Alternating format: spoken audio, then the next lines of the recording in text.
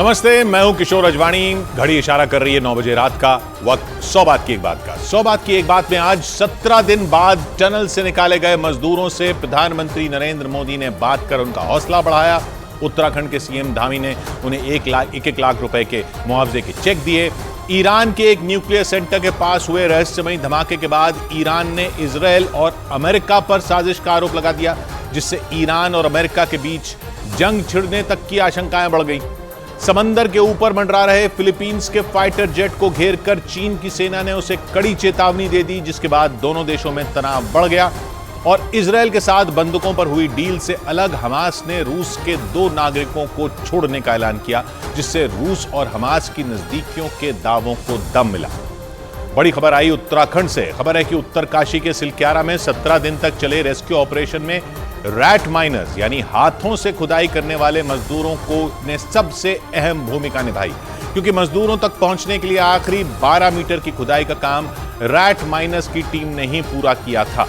संकरी जगहों में हाथों से खुदाई करने वाले मजदूरों को रैट माइनर्स कहा जाता है और इन लोगों ने ही 24 घंटे के अंदर 12 मीटर की ड्रिल कर मजदूरों तक पहुंचने का रास्ता साफ किया और फिर एनडीआरएफ की टीम ने पहिए लगे स्ट्रेचर की मदद से सभी को सुरक्षित बाहर निकाल लिया। इसके बाद सभी मजदूरों को सिलक्यारा से करीब 30 किलोमीटर दूर चिलिया रिसोर्ट्स में ले जाया गया, जहां पहले से ही मजदूरों के लिए 41 बेड का स्पेशल अस्पताल तैयार किया गया था। बाद में राज्य के मुख्यमंत्री पुष्कर सिंह धामी ने सभी मजदूरों को 1 लाख रुपए के चेक भी दिए। सुरंग से बाहर निकलने के बाद प्रधानमंत्री मोदी ने भी मजदूरों से फोन पर बातचीत की, लेकिन 17 दिन से सुरंग के अंदर फंसे इन मजदूरों को सुरक्षित बाहर निकालने में रैट माइनर्स यानी हाथों से खुदाई करने वाले मजदूर देवदूत साबित हुए, क्योंकि दिल्ली से पहुंची रैट माइनर्स की टीम ने 24 घंटे के अंदर ही हाथों से 12 मीटर की खुदाई कर मजदूरों को सुरंग से बाहर निकालने का रास्ता तैयार कर दिया।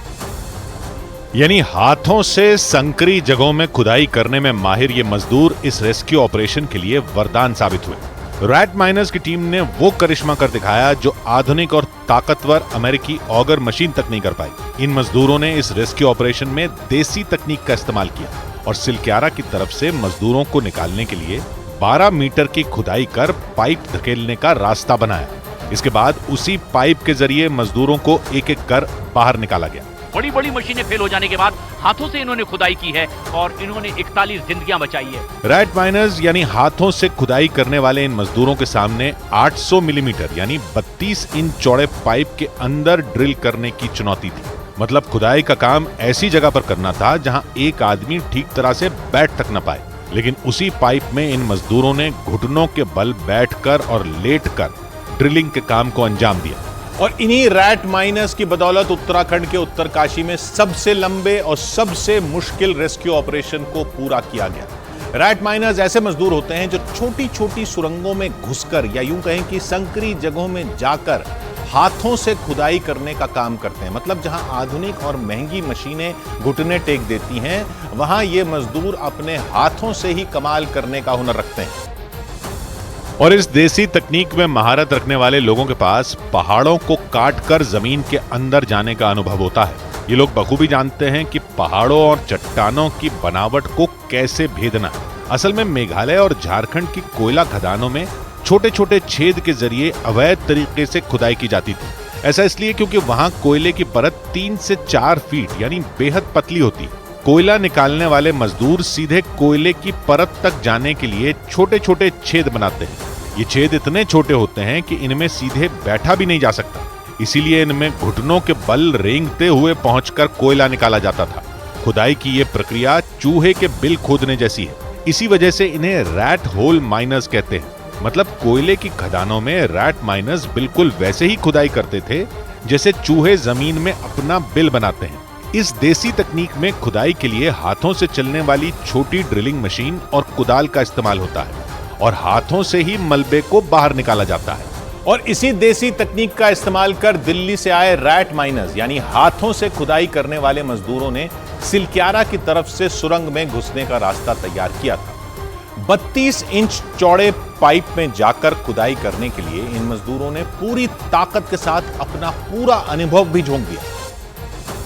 लेकिन ऐसा नहीं है कि सिलक्यारा पहुंचने के फौरन बाद रैट माइनर्स की टीम ड्रिलिंग में जुट गई थी, बल्कि खुदाई का काम शुरू करने से पहले उन्होंने बाकायदा पूरी प्लानिंग की।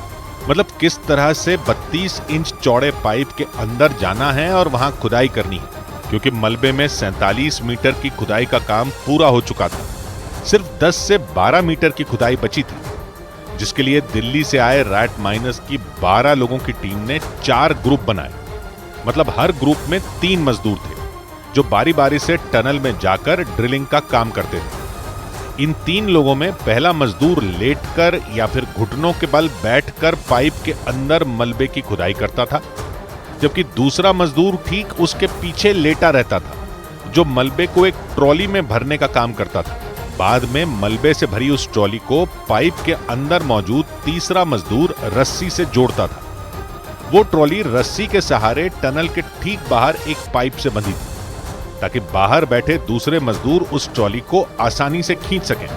और हुआ भी सब कुछ प्लान के मुताबिक। रैट माइनर्स की टीम बारी बारी से अंदर जाकर बिना रुके खुदाई का काम करती थी। नतीजा यह हुआ कि 24 घंटे के अंदर ही 12 मीटर की ड्रिलिंग पूरी कर ली गई। इसके बाद पाइप की सुरंग से एनडीआरएफ की एक टीम फौरन मजदूरों तक पहुंच गई और फिर बिना वक्त गंवाए एक एक करके 17 दिन से सुरंग में फंसे 41 मजदूरों को निकालने का काम शुरू किया गया। मजदूरों को निकालने के लिए एनडीआरएफ की टीम सुरंग में पहिए लगे स्ट्रेचर के साथ पहुंची थी, क्योंकि रेस्क्यू टीम ये नहीं चाहती थी कि इतने दिनों से टनल में फंसे मजदूर रेंगते हुए 32 इंच चौड़े पाइप से बाहर आए। इसी वजह से एनडीआरएफ की टीम ने उन्हें पहिए लगे स्ट्रेचर से बाहर निकालने का प्लान तैयार किया था। मजदूरों तक पहुंचने के बाद रेस्क्यू टीम ने एक मजदूर को स्ट्रेचर पर लिटाया और फिर बाहर की तरफ खड़े जवानों ने उन्हें रस्सी की मदद से आसानी से खींच लिया। स्ट्रेचर में पहिए लगे होने की वजह से एक मजदूर को पाइप की सुरंग से बाहर आने में महज 2 से 3 मिनट का ही वक्त लगा।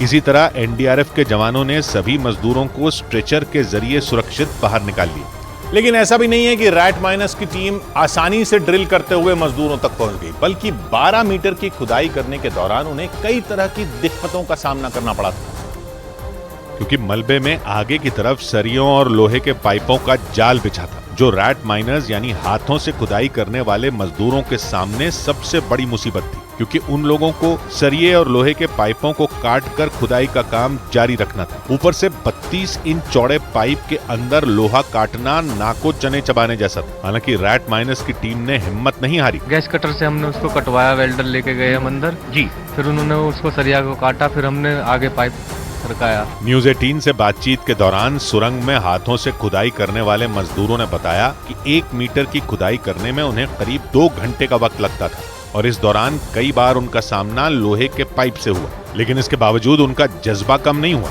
बल्कि उन्होंने अपनी पूरी ताकत और अनुभव का इस्तेमाल कर मजदूरों तक पाइप की सुरंग बनाने का काम पूरा किया।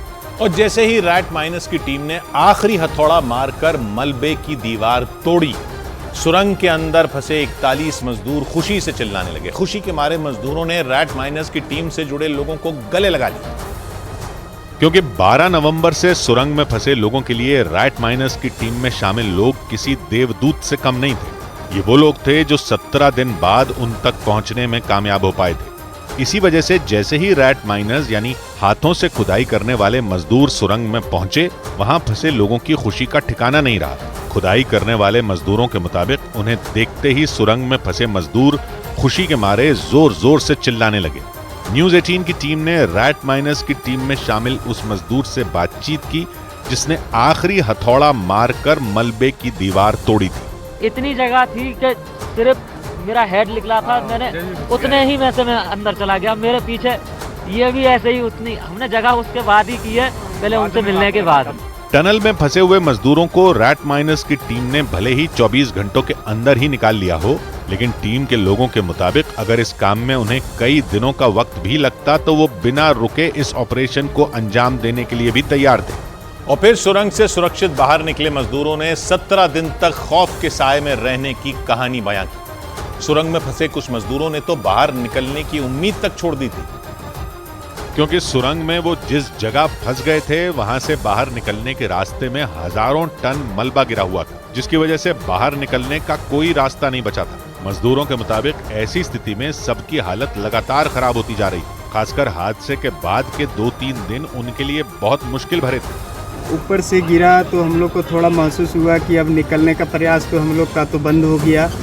मजदूरों का दावा है कि वो लगातार एक दूसरे की हिम्मत बढ़ाते रहे, जिसने उन्हें मानसिक तौर पर मजबूत बनाए रखा, क्योंकि सुरंग के अंदर उन्हें यह भी पता नहीं चल रहा था कि बाहर उन्हें बचाने के लिए किस तरह के इंतजाम किए जा रहे थे और उन्हें बाहर निकलने में कितना वक्त लग जाएगा। हालांकि जब तमाम कोशिशों के बाद वो सभी टनल से सुरक्षित बाहर आ गए तो उनके लिए वो पल नई जिंदगी मिलने की तरह था। सुरंग के बाहर पिछले कई दिनों से टकटकी लगाए खड़े उन मजदूरों के घर वालों ने उन्हें गले से लगा लिया, लेकिन मजदूरों के मुताबिक वो सुरंग में बिताए गए 17 दिनों को कभी भी नहीं भूल पाएंगे। और प्रधानमंत्री नरेंद्र मोदी ने उत्तरकाशी की सिलक्यारा टनल से सुरक्षित बाहर निकले सभी मजदूरों से फिर फोन पर बातचीत कर उनका हाल जाना। उन्होंने इस पूरे रेस्क्यू ऑपरेशन में शामिल अधिकारियों और कर्मचारियों को खास तौर पर बधाई दी, क्योंकि उन्हीं की बदौलत सुरंग में 17 दिन तक फंसे 41 मजदूरों की जान बच सकी। उन मजदूरों को टनल से बाहर निकालने के बाद उनके स्वास्थ्य की जांच की गई, जिसके बाद प्रधानमंत्री नरेंद्र मोदी ने फोन कर उन सभी का हाल जाना।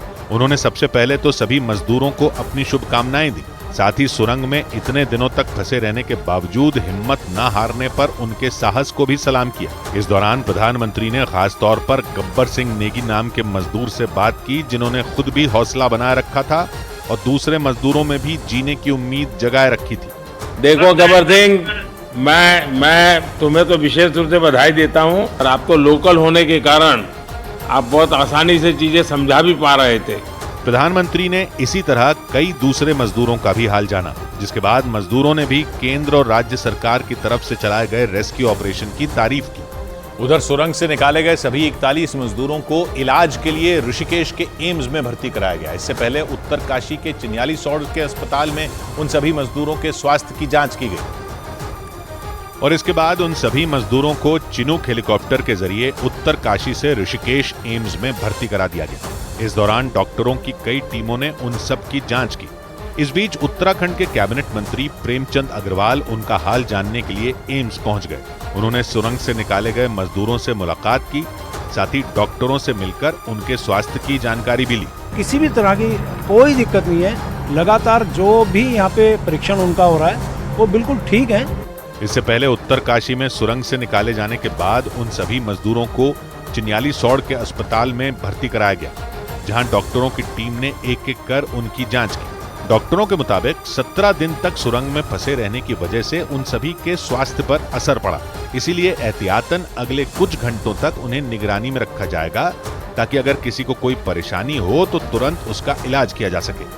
और उत्तराखंड के मुख्यमंत्री पुष्कर सिंह धामी ने अस्पताल पहुंचकर सुरंग से निकाले गए सभी मजदूरों से मुलाकात की। मुख्यमंत्री ने उन मजदूरों को 1-1 लाख रुपए के चेक भी दिए और इस दौरान मुख्यमंत्री पुष्कर सिंह धामी ने इस पूरे रेस्क्यू ऑपरेशन में शामिल लोगों और प्रधानमंत्री नरेंद्र मोदी की जमकर तारीफ की। वो सुरंग से निकाले गए मजदूरों से मुलाकात करने उत्तरकाशी के चिन्यालीसौड़ में मौजूद अस्पताल पहुंचे, जहां उन्होंने सभी 41 मजदूरों से मिलकर उनका हाल जाना। इसके बाद मुख्यमंत्री ने उन सभी को 1-1 लाख रुपए का चेक दिया।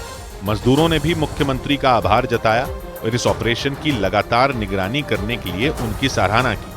जब मजदूर सुरंग में फंसे थे तब पुष्कर सिंह धामी ने न सिर्फ अपने अधिकारियों को लगातार निर्देश दिए थे, बल्कि उन्होंने मजदूरों से बातचीत कर उनका हौसला भी बढ़ाया था। और इस मुश्किल मिशन को कामयाब बनाने में सेना ने भी अहम भूमिका निभाई। इस रेस्क्यू ऑपरेशन में सेना की मद्रास सैपर्स रेजिमेंट को भी लगाया गया था, जिसमें सारे इंजीनियर होते हैं, जिसने रैट माइनर्स के साथ मिलकर सुरंग में फंसे मजदूरों तक पहुंचने के लिए रास्ता बनाने में मदद की थी। सेना की मद्रास सैपर्स रेजिमेंट के जवानों ने रेस्क्यू टीम के साथ कंधे से कंधा मिलाकर काम किया था और तब जाकर ये मिशन कामयाब हो सका। इस रेजिमेंट के जवानों के मुताबिक जब हालात तेजी से बिगड़ने लगे तो उन्हें तुरंत सुरंग तक पहुंचने का निर्देश मिला था।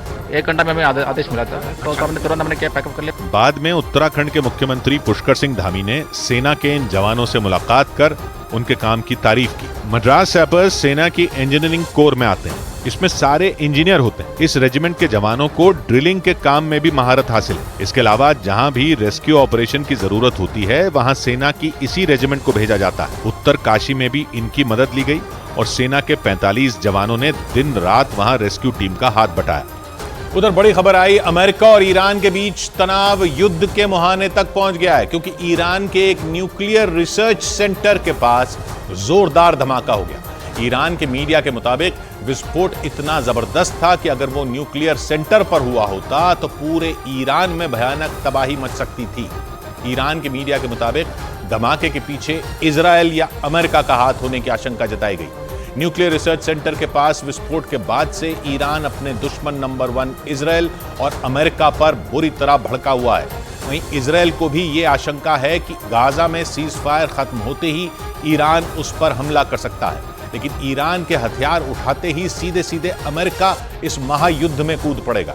यानी पूरे पश्चिम एशिया में जंग का महाविध्वंसक दौर शुरू हो सकता है, जिसका सीधा मतलब यह हुआ कि ईरान के न्यूक्लियर रिसर्च सेंटर के पास हुए धमाके से उठी चिंगारी पूरी दुनिया को जंग की आग में झोंक सकती है। मतलब यह कि ईरान में हुआ यह विस्फोट तीसरे विश्व युद्ध की वजह बन सकता है, क्योंकि आशंका जताई जा रही है कि ईरान के एक्शन लेते ही अमेरिका सीधे सीधे उससे भिड़ सकता है।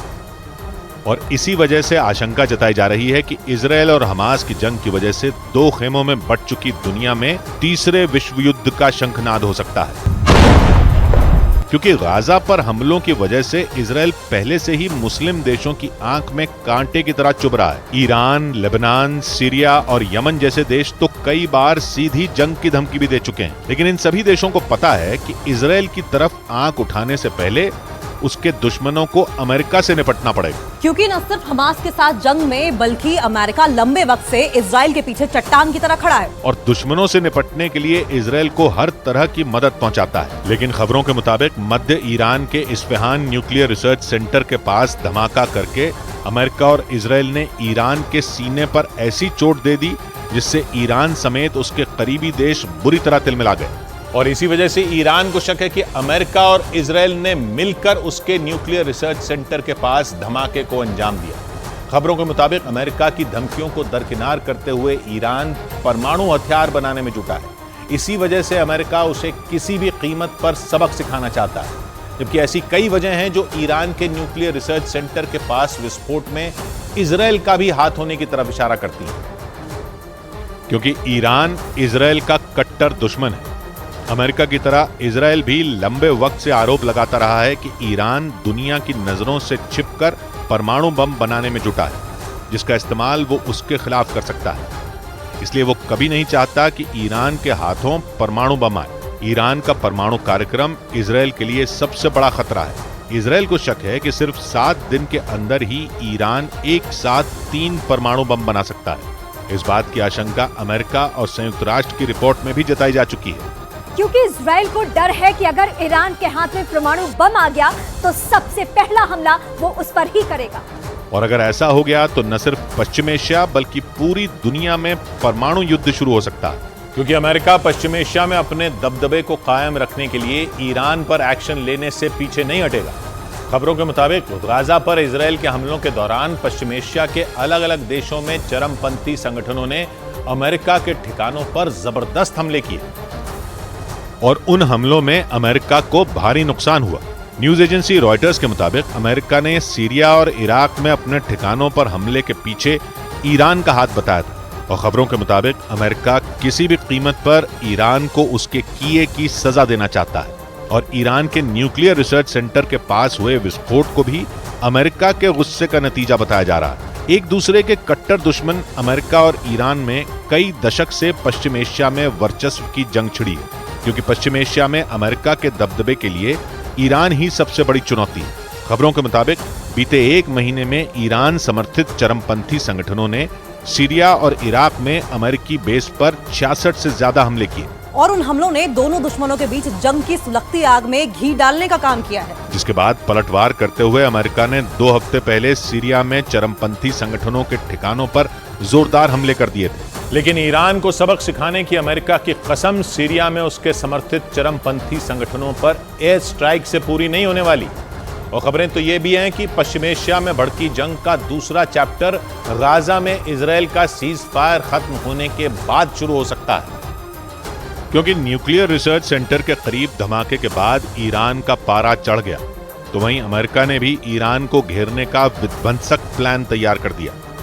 ईरान के मीडिया के मुताबिक पश्चिम एशिया में बढ़ते तनाव को देखते हुए अमेरिका ने फारस की खाड़ी में अपनी नौसेना के स्ट्राइक ग्रुप को तैनात कर दिया। अमेरिकी नौसेना की ये टुकड़ी युद्धपोत पर तैनात रहकर दुश्मनों के हमले का जवाब देती है और जरूरत पड़ने पर जबरदस्त हमले भी कर सकती है। अमेरिकी राष्ट्रपति बाइडेन ने ईरान और उसके करीबियों को घेरने के लिए फारस की खाड़ी में अपने खतरनाक युद्धपोत और परमाणु पनडुब्बी पहले से ही तैनात कर रखे हैं, क्योंकि अमेरिका और इजरायल को डर है कि गाजा पर सीज फायर खत्म होते ही जंग का चैप्टर 2 शुरू हो जाएगा, जिसमें उनकी लड़ाई सीधे सीधे ईरान से हो सकती है। और इसका ट्रेलर भी दिखना शुरू हो गया।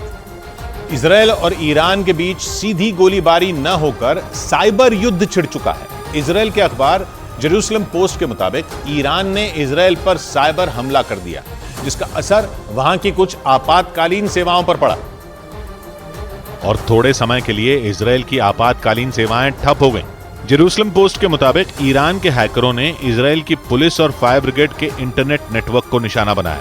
इजरायल ने जानकारी दी कि ईरान के साइबर अटैक के बाद थोड़े समय के लिए इन आपातकालीन सेवाओं की फोन लाइनें बंद कर दी गईं।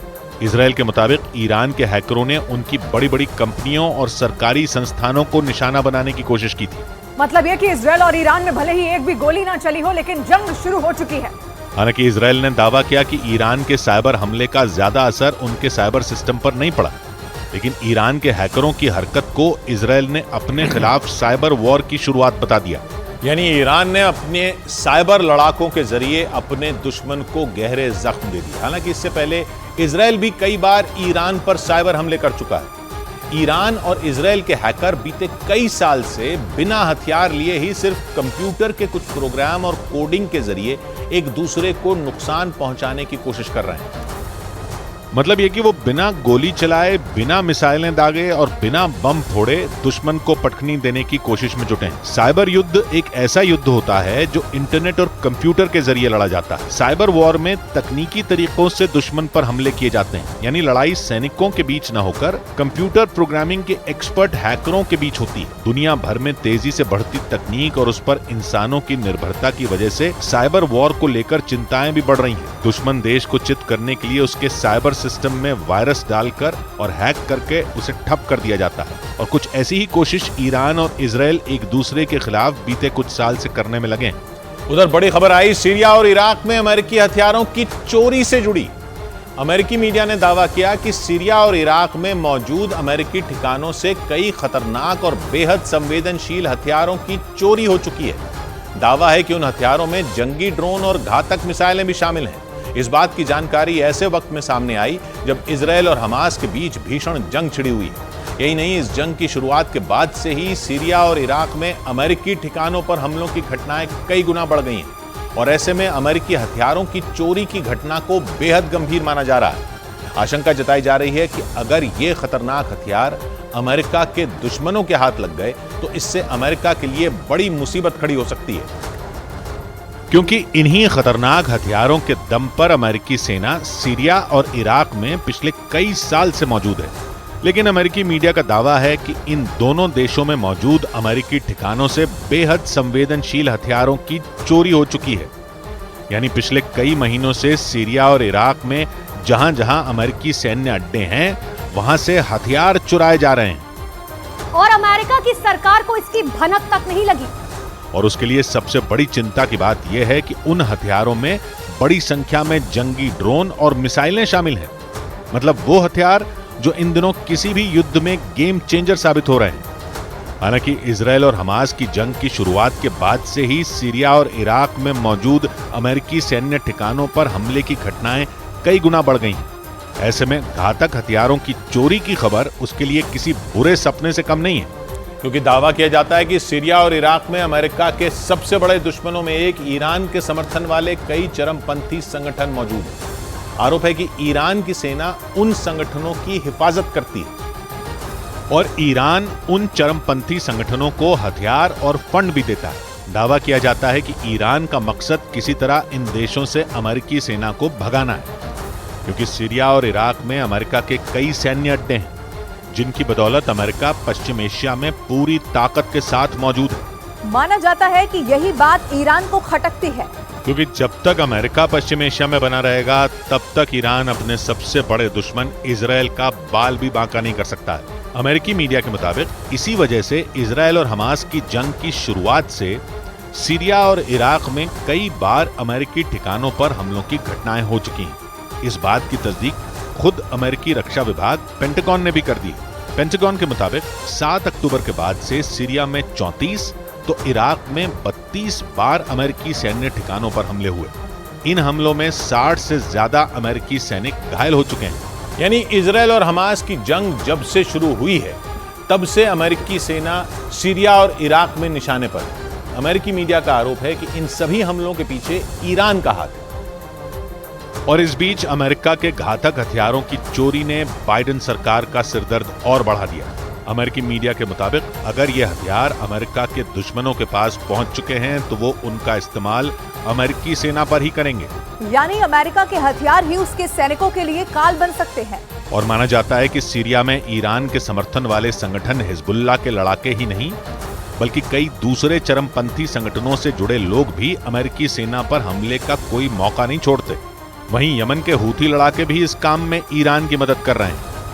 दूसरी तरफ इराक में खूंखार आतंकी संगठन ISIS और कुर्द लड़ाके अमेरिका के लिए जी का जंजाल बने हुए हैं। यानी इन दोनों देशों में अमेरिका की सबसे बड़ी चुनौती अपने सैन्य ठिकानों को दुश्मनों के हमलों से बचाए रखने की है।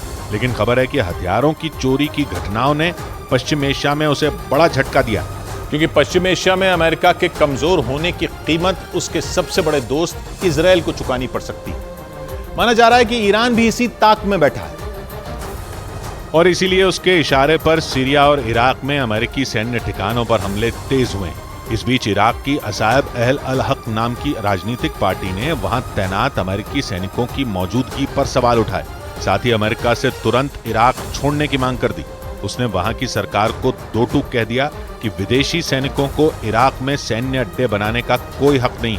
माना जाता है कि असायब अहल अल हक नाम की इस पार्टी को ईरान का समर्थन हासिल है और ईरान हर तरह से उस पार्टी की मदद करता है। और यही नहीं, कहा तो यह भी जाता है कि ईरान के समर्थन वाले चरमपंथी संगठन हिजबुल्लाह के लड़ाके इस पार्टी के बड़े नेताओं की सुरक्षा में तैनात रहते हैं। इसीलिए माना जा रहा है कि ईरान के इशारे पर ही ये दबाव बनाया जा रहा है कि इराक की सरकार किसी भी तरह अमेरिकी सैनिकों को वहां से निकलने पर मजबूर कर दे। उधर बड़ी खबर आई हमास के कैद में मौजूद बंधकों पर। खबर है कि बंधकों की रिहाई से जुड़ी डील से अलग भी कुछ बंधकों की रिहाई करने का ऐलान हमास की तरफ से किया गया है। ये बंधक रूस के नागरिक हैं। माना जा रहा है कि हमास के नेताओं ने रूस के राष्ट्रपति पुतिन को तोहफा देने के लिए रूस के नागरिकों की रिहाई का ऐलान किया। इसकी सबसे बड़ी वजह यह कि ये बंधक इजरायल के साथ हुए हमास के समझौते में शामिल नहीं है।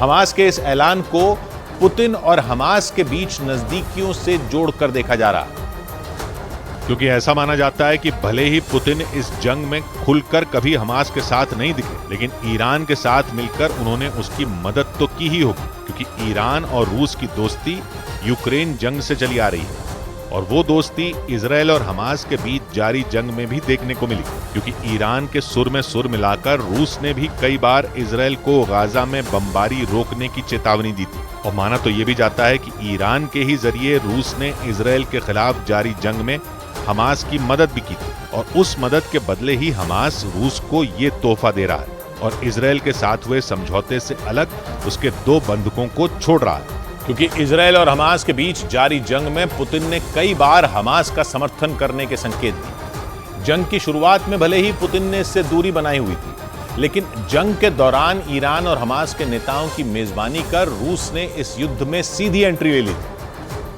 और उसके बाद से ही ये माना जाने लगा कि पुतिन खुद को ईरान और हमास के खेमे के नेता की तरह दिखाना चाहते हैं और इसीलिए उन्होंने हमास और ईरान की मेजबानी ऐसे वक्त में की जब इजरायल और हमास के बीच जारी जंग चरम पर थी।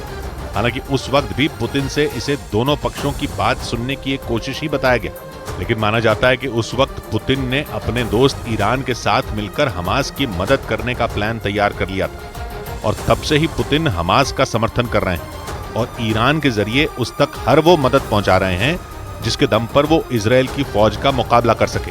और इसीलिए पुतिन पर आरोप लगे थे कि उन्होंने सीरिया के जरिए ईरान के समर्थित चरमपंथी संगठन हिजबुल्लाह को एंटी शिप मिसाइलें भेजी थी। ताकि वो इजराइल के खिलाफ जारी जंग में हमास का साथ दे सके, क्योंकि हिजबुल्लाह जंग की शुरुआत से ही हमास के साथ खड़ा है और वो कई बार हमास के समर्थन में इजराइल पर हमला करने की धमकी दे चुका है। ऐसे में जब हिजबुल्लाह को रूस की एंटी शिप मिसाइलें मिलने की खबर आई तो पुतिन पर हमास का समर्थन करने का आरोप लगा, क्योंकि न्यूज एजेंसी रॉयटर्स के मुताबिक रूस ने अपनी एंटी शिप मिसाइलें पहले सीरिया भेजी और बाद में सीरिया से वो मिसाइलें ईरान के समर्थित चरमपंथी संगठन हिजबुल्लाह तक पहुंचाई गई। माना जाता है कि रूस ने सीरिया के साथ अच्छे रिश्ते का फायदा उठाकर एंटी शिप मिसाइलें हिजबुल्लाह तक भेजी, ताकि हिजबुल्लाह के समर्थन से हमास इजराइल का मुकाबला कर सके। उधर बड़ी खबर आई एलॉन मस्क के इजराइल को समर्थन देने से जुड़ी। एलॉन मस्क के इजराइल दौरे के बाद हमास ने उनसे गाजा का दौरा करने की भी अपील कर दी। हालांकि खबर है कि एलॉन मस्क ने हमास के ऑफर को यह कहते हुए ठुकरा दिया कि गाजा जाना अभी खतरे से खाली नहीं है। एलॉन मस्क एक दिन पहले ही इजराइल पहुंचे थे, जहां उन्होंने इजराइल के प्रधानमंत्री बेंजामिन नेतन्याहू के साथ उन इलाकों का दौरा किया जहां हमास ने 7 अक्टूबर को कहर बरपाया था, और वहां पहुंचकर उन्होंने इजराइल को गाजा को दोबारा रहने लायक बनाने में मदद करने का ऐलान भी किया। माना यह जा रहा है कि ऐसा उन्होंने दुनिया भर में मौजूद यहूदी समुदाय के लोगों की आलोचना झेलने के बाद किया। आरोप है कि उन्होंने ट्विटर पर यहूदियों के विरोध में की गई एक पोस्ट का समर्थन किया था, जिसके बाद उनकी आलोचना शुरू हो गई थी। माना जा रहा है कि इसी के बाद उन्होंने इजराइल जाकर यहूदी समुदाय के लोगों की मदद का भरोसा दिया, लेकिन उन्होंने जैसे ही इजराइल को समर्थन देने का ऐलान किया, हमास ने भी उन्हें गाजा आने का न्योता दे दिया। इजराइल से लगातार जंग लड़ रहे हमास के कमांडरों ने एलॉन मस्क से अपील कर दी कि वो एक बार आकर गाजा की हालत भी देखें और फिर फैसला लें कि उन्हें इजराइल का समर्थन करना चाहिए या नहीं। हमास ने आरोप लगाया कि नेतन्याहू ने एलॉन मस्क को जो तबाही दिखाई वो गाजा के मुकाबले कुछ भी नहीं। हमास के कमांडर उसामा हमदान ने एलॉन मस्क से अपील की कि वो एक बार आकर गाजा का भी दौरा करें, क्योंकि हमास का आरोप है कि नेतन्याहू जानबूझकर दुनिया के सामने हमास के हमले को क्रूर बताने की कोशिश में लगे हैं। और हमास के मुताबिक इजराइल की सेना के किए नरसंहार से वो सबका ध्यान हटाना चाहता है ऐसा करके। और माना जा रहा है कि इसी वजह से हमास ये चाहता है कि एलॉन मस्क इजराइल का समर्थन करने से पहले एक बार गाजा का भी दौरा करें। हालांकि खबर है कि एलॉन मस्क ने हमास के इस ऑफर को ठुकरा दिया। उन्होंने ये दलील दी कि इस वक्त गाजा में हमले जारी हैं और वहां जाना खतरनाक हो सकता है, इसलिए वो हमास के न्योते को स्वीकार नहीं कर सकते। और ये बहस इसलिए छिड़ी क्योंकि एक दिन पहले ट्विटर के मालिक एलॉन मस्क इजराइल के दौरे पर पहुंचे, जहां उन्होंने इजराइल के प्रधानमंत्री बेंजामिन नेतन्याहू से मुलाकात की। इस दौरान उन्होंने इजराइल के वो इलाके दिखाए जहां हमास के लड़ाकों ने 7 अक्टूबर को हमला किया था, और इजराइल की सेना उन्हें किबुत्ज कफ्र अज़ा इलाके में लेकर गई। इजराइल की सेना ने आरोप लगाया कि हमास के लड़ाकों ने 7 अक्टूबर को इसी इलाके में सबसे भीषण हमले किए थे, जिससे वो पूरा इलाका खंडहर में तब्दील हो गया था। इजराइल ने आरोप लगाया कि हमास के लड़ाकों ने वहां बेहिसाब गोलियां बरसाई थीं, जिनके निशान वहां के घरों पर दिखाई दिए। कुछ घर तो बम धमाकों की वजह से खंडहर में तब्दील हो गए थे। वहीं एक घर की छत पर तो गोलियों के इतने निशान थे कि उन्हें देखकर नेतन्याहू और एलॉन मस्क दोनों हैरत में पड़ गए। इस दौरान एलॉन मस्क वहां मची बर्बादी का वीडियो बनाते भी दिखाई दिए।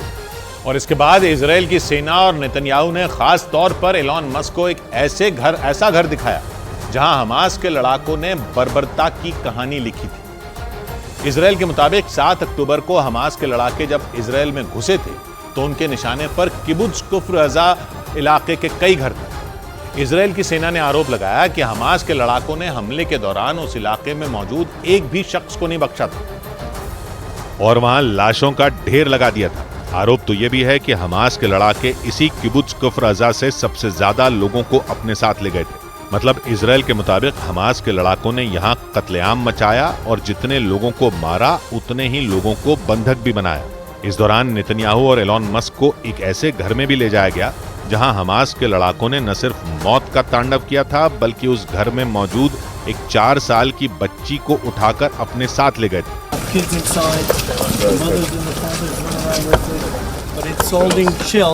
हालांकि इस दौरान नेतन्याहू ने उन्हें यह भी बताया कि उस बच्ची को 2 दिन पहले ही हमास की कैद से रिहा करा लिया गया, लेकिन किबुत्ज कफ्र अज़ा से इतने दिनों बाद तक भी उस हमले के निशान नहीं मिटे। वहां बच्चों के झूलों पर कारतूस पड़े नजर आए। इजराइल ने आरोप लगाया कि हमास के लड़ाकों ने वहां रहने वाले लोगों को डराने के लिए 7 अक्टूबर को अंधाधुंध गोलीबारी की थी। और इजरायल ने हमास की उसी बर्बर हमले के सबूत इलॉन मस्क को दिखाए, जिसके बाद इलॉन मस्क इजरायल के राष्ट्रपति से इस बारे में बातचीत करते हुए भावुक हो गए। इस दौरान उन्होंने इजरायल की मदद करने का भरोसा भी दिया और ये वादा किया कि वो गाजा को फिर से बसाने में नेतन्याहू सरकार के साथ काम करेंगे। इस बातचीत के दौरान इजरायल के राष्ट्रपति इसहाक हेrzog ने इलॉन मस्क से ये अपील की कि वो उन लोगों का समर्थन बिल्कुल न करें जो इस जंग के लिए सिर्फ यहूदी समुदाय के लोगों को जिम्मेदार मानते हैं। इसके अलावा उन्होंने इलॉन मस्क से ट्विटर पर इस तरह के भड़काऊ बयान देने वालों पर लगाम लगाने की गुजारिश भी की। You have a huge role to play and I think we need to fight it together. इस बातचीत के दौरान इलॉन मस्क हमास के बर्बर हमलों से बुरी तरह चिढ़े नजर आए। उन्होंने तो ये तक कह दिया कि हिंसा की इस आग को बुझाने के लिए आम नागरिकों को मारने वालों का खात्मा जरूरी है। There's no choice but to kill those who insist on murdering civilians. There's no choice. इस दौरान इलॉन मस्क ने इजरायल और हमास की जंग में मारे गए बेगुनाह लोगों की मौत पर दुख जताया। साथ ही ये भरोसा दिया कि जंग खत्म होने के बाद वो इजरायल के साथ मिलकर गाजा में स्कूल और अस्पताल बनाने में मदद करेंगे ताकि गाजा के लोगों को बेहतर भविष्य मिल सके।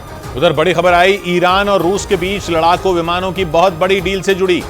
सऊदी अरब के टीवी चैनल अल अरबिया ने दावा किया कि ईरान ने रूस से लड़ाकू विमान और जंगी हेलीकॉप्टर खरीदने के लिए बहुत बड़ी डील की और ये डील ऐसे वक्त में हुई जब इजरायल और हमास के बीच भीषण जंग छिड़ी हुई है। ईरान खुलकर हमास के साथ खड़ा है। वो लगातार इजरायल और उसका साथ दे रहे अमेरिका को आंखें दिखा रहा है। दावा है कि जंग के बीच ईरान ने रूस से सुखोई 35 समेत कई घातक लड़ाकू विमान और हेलीकॉप्टर खरीदने के लिए समझौता किया है, जिसका मतलब है कि ईरान अपनी ताकत कई गुना बढ़ाने की तैयारी में है। ईरान के मजबूत होने से इजरायल और अमेरिका के लिए खतरा बढ़ सकता है, क्योंकि दावा है कि ईरान इस बार अमेरिका के सबसे बड़े दुश्मन रूस से लड़ाकू विमान खरीदने वाला है। सऊदी अरब के टीवी चैनल अल अरबिया के मुताबिक ईरान ने रूस से सुखोई 35, मी-28 अटैक हेलीकॉप्टर और याक 130 समेत कई दूसरे विमान खरीदने के लिए डील की है। दावा है कि इस डील के तहत जल्द ही ईरान को रूस से फाइटर जेट भी मिल जाएंगे, यानी ईरान की वायुसेना की ताकत कई गुना बढ़ जाएगी। दावा है कि ईरान की वायुसेना के पास लड़ाकू विमानों की भारी कमी है। अपने परमाणु कार्यक्रम की वजह से वो लंबे वक्त तक अंतर्राष्ट्रीय प्रतिबंधों की मार झेल चुका है। ऐसे में ईरान किसी और देश से लड़ाकू विमान नहीं खरीद पाया था, लेकिन दावा है कि उसने रूस के साथ बहुत बड़ी डील की है। यानी ईरान को मजबूत करने में रूस जी जान से जुटा है। इससे पहले ये खबर सामने आ चुकी है कि उसने इजरायल के दुश्मन हिजबुल्लाह को अपना एयर डिफेंस सिस्टम दिया था। यानी ईरान खुद को किसी भी मोर्चे पर कमजोर नहीं करना चाहता। वो लंबे वक्त से इजरायल के निशाने पर है। इसके अलावा अमेरिका से भी ईरान की पुरानी दुश्मनी है, लेकिन ईरान के परमाणु कार्यक्रम ने इस दुश्मनी को और गहरा कर दिया। यही नहीं, हमास का खुलकर साथ देकर ईरान ने इजरायल और अमेरिका दोनों को भड़का दिया। हालांकि वो इसमें कामयाब नहीं हो सका था। दावा है कि ईरान इसीलिए अपनी ताकत बढ़ाने की फिराक में है, ताकि वो आने वाले दिनों में भी अपने रुख पर कायम रह सके। सऊदी अरब के टीवी चैनल अल अरबिया के मुताबिक इस काम में रूस एक बार फिर उसकी मदद कर रहा है। इस बीच ईरान की सेना ने यासीन नाम के ट्रेनर एयरक्राफ्ट को दुनिया के सामने ला दिया।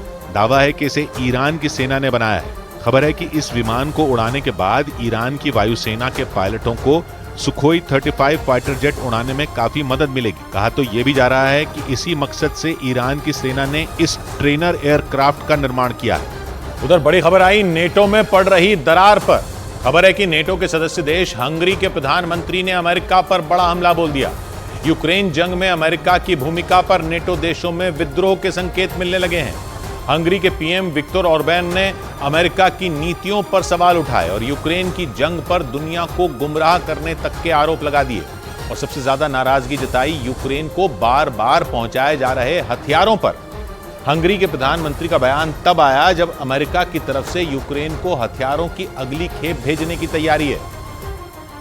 लेकिन हंगरी के प्रधानमंत्री को यह बात हजम नहीं हो रही। उन्हें लगता है कि बिना किसी साफ मकसद के ही अमेरिका की तरफ से यूक्रेन को बेहिसाब मदद भेजी जा रही है। यूरोप का देश हंगरी कई मायनों में बेहद अहम है। सबसे बड़ी बात यह है कि वो नेटो का सदस्य है। नेटो के सदस्य देश का इस तरह खुलकर अमेरिका के खिलाफ बोलना अमेरिका के लिए बड़ी मुसीबत है। ऊपर से हंगरी यूक्रेन का पड़ोसी देश है। इसके बावजूद हंगरी के प्रधानमंत्री विक्टर ऑर्बैन ने यूक्रेन जंग से दूर रहने की बात कह दी। यानी यूरोप के देशों में भी यूक्रेन जंग के मुद्दे पर गुस्सा बढ़ रहा है और उनके निशाने पर अमेरिका है। यानी अमेरिका अब अपने ही जाल में घिरता जा रहा है। उसके पक्के सहयोगी ही उस पर यूक्रेन जंग से हाथ खींचने का दबाव बना रहे हैं।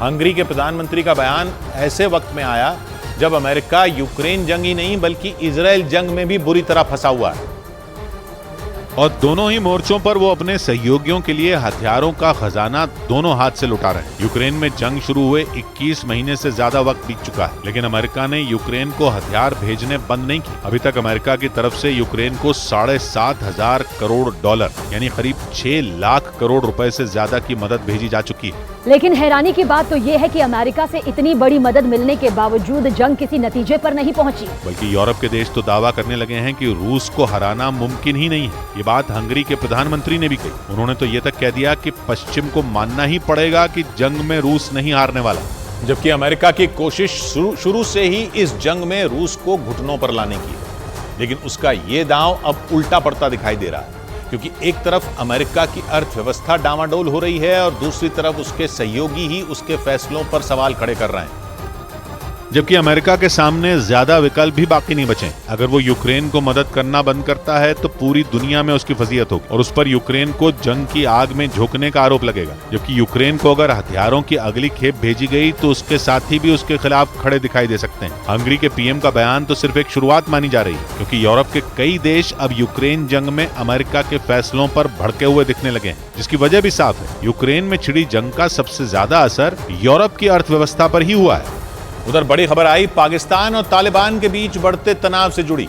आशंका जताई जा रही है कि पाकिस्तान और तालिबान के बीच टीटीपी के मुद्दे पर एक बार फिर तलवारें खिंच सकती हैं। ऐसा इसलिए क्योंकि पाकिस्तान खैबर पख्तूनख्वा में पाकिस्तानी फौज के काफिले पर हुए हमले के लिए टीटीपी को जिम्मेदार मान रहा है। जानकारी के मुताबिक इस हमले में पाकिस्तान के 2 लोगों की मौत हो गई और उसकी सेना के 3 जवान समेत कुल 7 लोग घायल बताए गए। और पाकिस्तान का मानना है कि टीटीपी को लगातार आत्मघाती हमले करने की ताकत अफगानिस्तान में बैठी तालिबान सरकार से ही मिल रही है। मतलब वो अपनी फौज पर हुए हमलों के लिए टीटीपी के साथ ही तालिबान को भी निशाने पर ले रहा है, क्योंकि पाकिस्तान का आरोप है कि टीटीपी ने तालिबान के इशारों पर ही उसके फौज के काफिले को निशाना बनाया।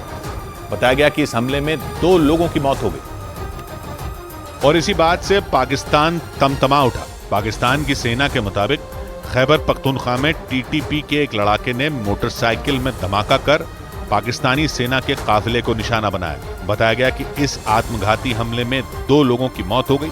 इसके साथ ही पाकिस्तानी सेना के 3 जवानों समेत 7 लोग बुरी तरह जख्मी हो गए। और इसी बात से पाकिस्तान एक बार फिर बुरी तरह बौखला गया, क्योंकि उसका आरोप है कि टीटीपी को ऐसा करने के ऑर्डर तालिबान की तरफ से मिले। वो पहले भी ये आरोप लगाता है कि उस पर होने वाले तमाम आतंकी हमलों की साजिश काबुल से रची जाती है और इस बार भी पाकिस्तान ने अपने उसी आरोप को दोहराया और इस हमले के लिए टीटीपी के साथ ही तालिबान को भी बराबर का दोषी ठहराया।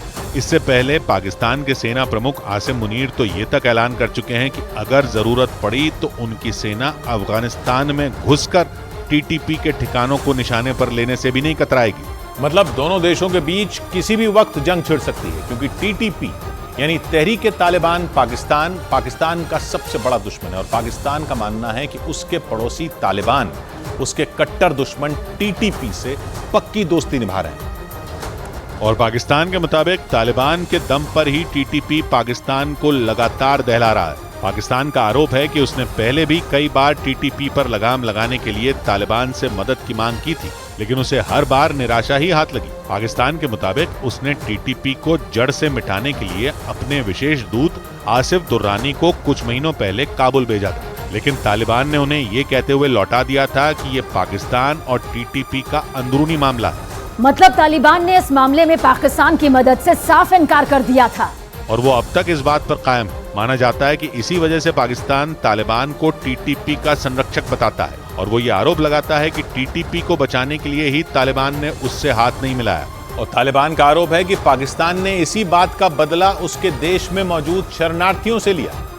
तालिबान का आरोप है कि जैसे ही उन्होंने टीटीपी के मामले में पाकिस्तान का हाथ झटका, पाकिस्तान ने अपने देश में मौजूद अफगान शरणार्थियों को वहां से निकालने का फैसला ले लिया और फिर लाखों अफगान शरणार्थियों को रातों रात पाकिस्तान छोड़ना पड़ा था। तालिबान का आरोप है कि पाकिस्तान ने उनसे बदला लेने के इरादे से ही यह कदम उठाया। आरोप तो ये भी लगे थे कि पाकिस्तान ने हजारों अफगान शरणार्थियों को जेलों में ठूंस दिया था, जिनमें बच्चे, महिलाएं और बुजुर्ग भी शामिल थे, और फिर इन सभी को अफगानिस्तान भेजने के लिए तोरखम बॉर्डर पर पहुंचा दिया। लेकिन अपने नागरिकों के साथ हुए इस तरह के बर्ताव से तालिबान तमतमा उठे थे और उन्होंने ये धमकी दी थी कि पाकिस्तान को इसकी कीमत चुकानी पड़ेगी। पाकिस्तान का मानना है कि तालिबान ने शरणार्थियों के मुद्दे के बाद ही टीटीपी को हमले तेज करने के आदेश दिए ताकि पाकिस्तान के शहरों को बुरी तरह दहलाया जा सके। उधर एक और बड़ी खबर आई पाकिस्तान से जुड़ी हुई। पाकिस्तान में छिपकर बैठे आतंकियों की साजिश से जुड़ी ये खबर। खुफिया एजेंसी के सूत्रों का दावा है कि पाकिस्तान में बैठे लश्कर और जैश के आतंकी भारत के कई शहरों पर हमले करने की प्लानिंग में जुटे हैं। हालांकि खुफिया एजेंसियों के मुताबिक उन्होंने आतंकियों के इस प्लान को डिकोड कर लिया है। सूत्रों के मुताबिक वहां मौजूद आतंकी पिछले कुछ दिनों में हुई अपने साथियों की हत्याओं का बदला लेने के इरादे से भारत को निशाने पर लेने की फिराक में। सूत्र बताते हैं कि इसके लिए हिजबुल मुजाहिदीन के सरगना सैयद सलाहुद्दीन ने कई आतंकी संगठनों के साथ हुई कई बैठकें भी की हैं और खुफिया एजेंसी के सूत्रों का दावा है कि इन बैठकों में हिजबुल मुजाहिदीन के सरगना सैयद सलाहुद्दीन ने पाकिस्तान में मारे गए आतंकियों की मौत का बदला लेने के लिए भारत में हमले करने का प्लान बाकी आतंकियों के सामने रखा।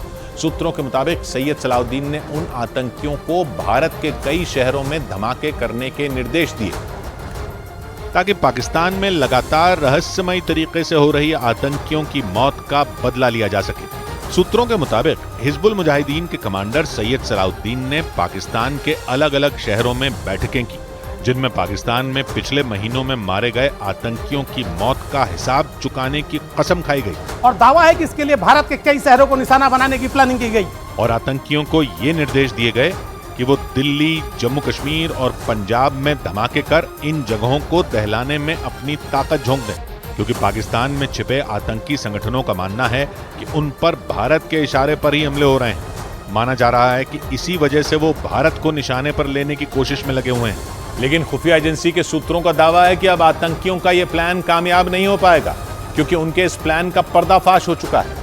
दावा किया गया कि आतंकी संगठन हिजबुल मुजाहिदीन का कमांडर सैयद सलाहुद्दीन बड़े पैमाने पर भारत में घुसपैठ की प्लानिंग में जुटा है और सूत्रों के मुताबिक सैयद सलाहुद्दीन ने पाकिस्तान में बैठे तमाम आतंकी संगठनों के टॉप कमांडरों को भारत में मौजूद अपने स्लीपर सेल नेटवर्क को एक्टिव करने के निर्देश दिए हैं। इसके अलावा खबर यह भी है कि उसने भारत में मौजूद कुछ टूरिस्ट गाइड को घुसपैठ कराने के लिए हर महीने 15,000 रुपए देने का ऐलान भी किया है। सूत्रों का दावा है कि पहले आतंकी संगठन इन टूरिस्ट गाइड को 10,000 रुपए महीना देते थे ताकि इनके जरिए जम्मू कश्मीर में आतंकियों को घुसाया जा सके। माना जा रहा है कि सैयद सलाहुद्दीन आतंकियों का मनोबल बढ़ाने के लिए ये सब कर रहा है, क्योंकि पाकिस्तान में एक के बाद एक जिस तरह से आतंकियों की हत्याएं हुई, उससे वहां मौजूद बड़े बड़े आतंकी डरे हुए हैं और खबर तो ये भी है कि पाकिस्तान में मौजूद आतंकी नेटवर्क बिखरता जा रहा है। माना जा रहा है कि इसी वजह से हिजबुल मुजाहिदीन के कमांडर सैयद सलाहुद्दीन ने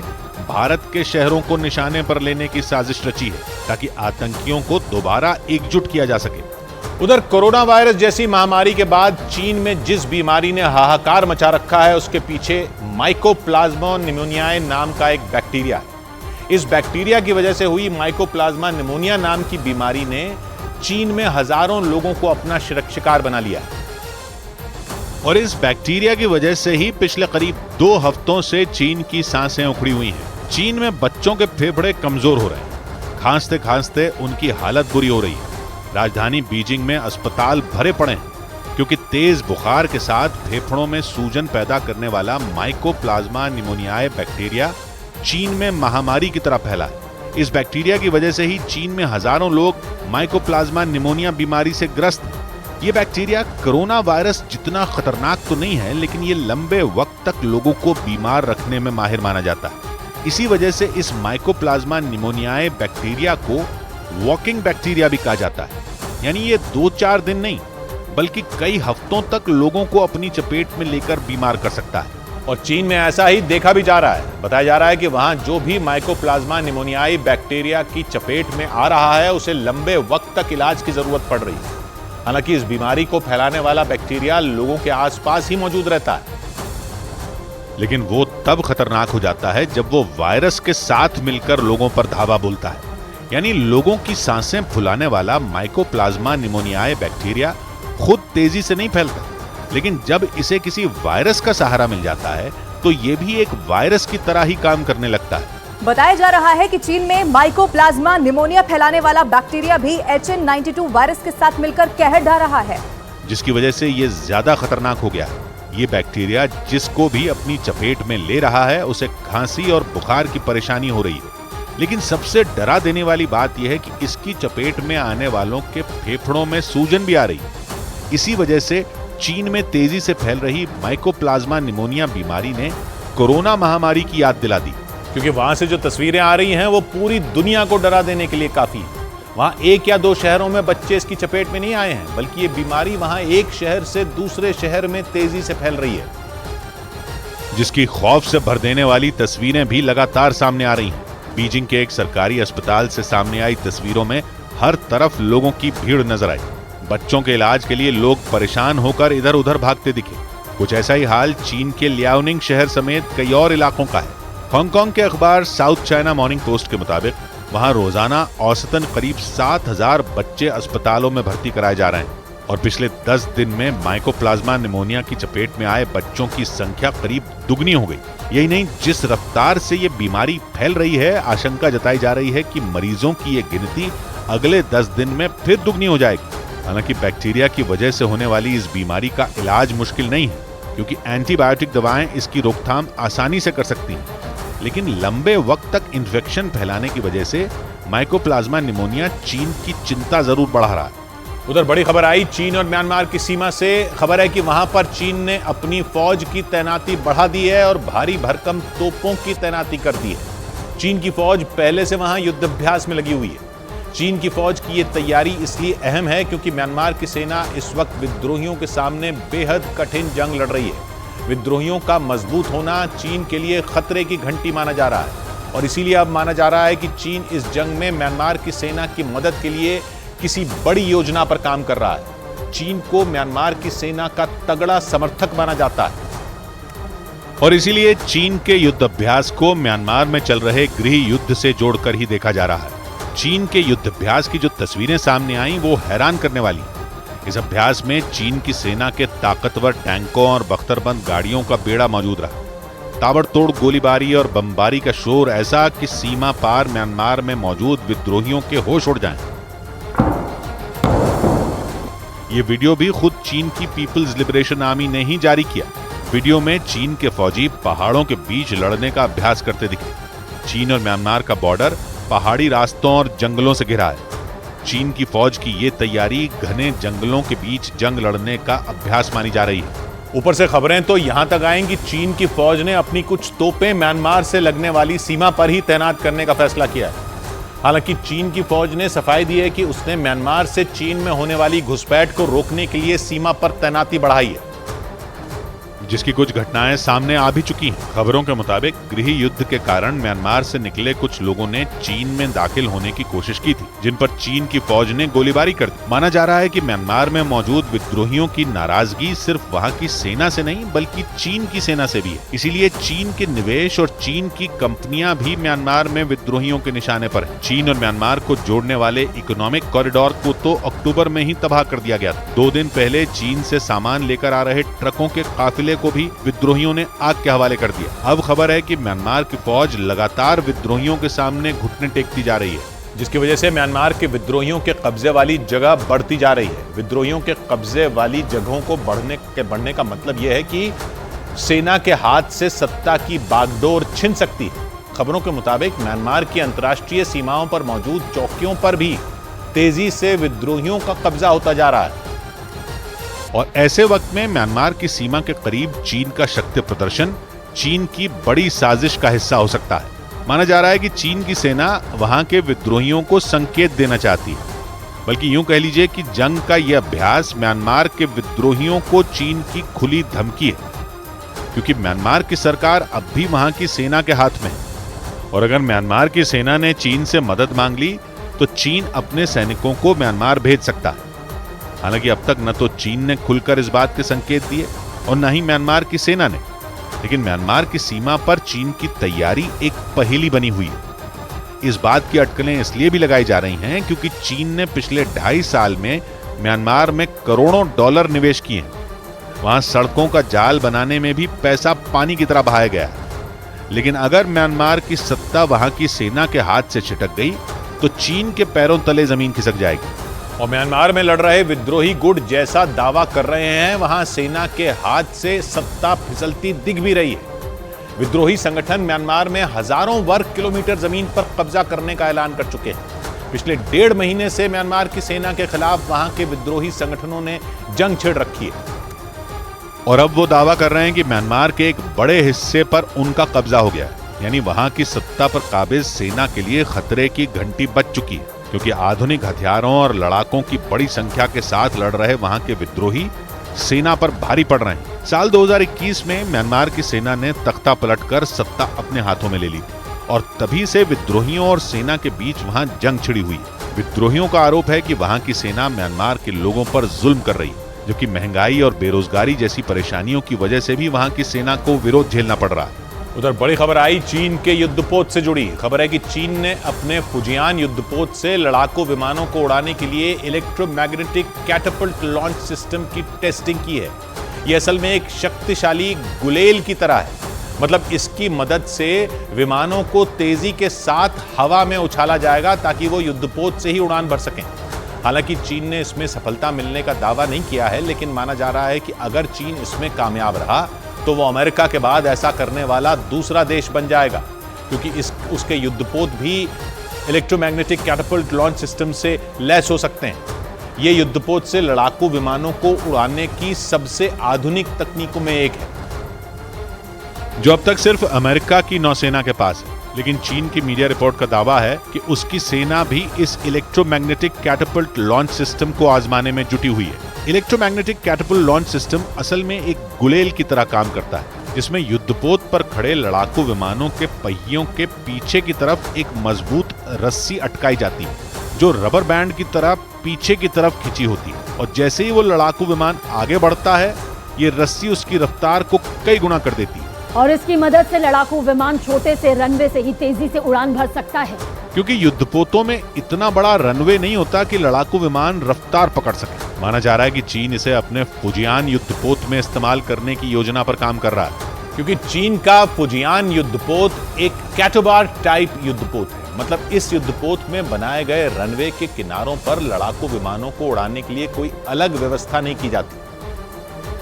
और इनका रनवे एकदम समतल होता है, जबकि दूसरी तरफ स्टोबार यानी short take off but arrested recovery किस्म के युद्धपोतों में रनवे के अंत का हिस्सा आसमान की तरफ उठा होता है। इससे लड़ाकू विमानों को तेजी से आगे बढ़ते हुए हवा में जाने में मदद मिलती है और फिर वो आसानी से उड़ान भर सकते हैं। इन युद्धपोतों में भारत के INS विक्रमादित्य और INS विक्रांत जैसे युद्धपोत भी शामिल हैं। लेकिन कैटोबार मतलब catapult assisted take off but arrested recovery युद्धपोतों में ऐसा नहीं होता, बल्कि उनमें बना रनवे एकदम समतल होता है। इसलिए उनमें इलेक्ट्रोमैग्नेटिक कैटapult लॉन्च सिस्टम की मदद ली जाती है, जिनके दम पर लड़ाकू विमानों की गति को कई गुना तक बढ़ा दिया जाता है ताकि वो आसानी से उड़ान भर सके। हालांकि गुलेल जैसी यह आधुनिक तकनीक अभी तक सिर्फ अमेरिका के पास है, लेकिन चीन की कुछ मीडिया रिपोर्ट के मुताबिक चीन की नौसेना भी इसे बनाने के बेहद करीब पहुंच चुकी है। जिसका मतलब यह हुआ कि अब चीन के लिए समंदर में फुजियान जैसे और कई युद्धपोतों की तैनाती का रास्ता साफ हो सकता है।